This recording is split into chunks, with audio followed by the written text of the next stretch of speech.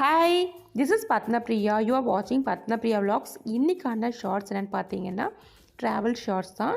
பாண்டிச்சேரியில் இருக்க live art museum. இந்த மியூசியம்க்கு அனதர் நேம் இருக்குது, தட் இஸ் செல்ஃபி மியூசியம். இந்த மியூசியம் வந்து ரொம்ப ரொம்ப ஸ்பெஷல்.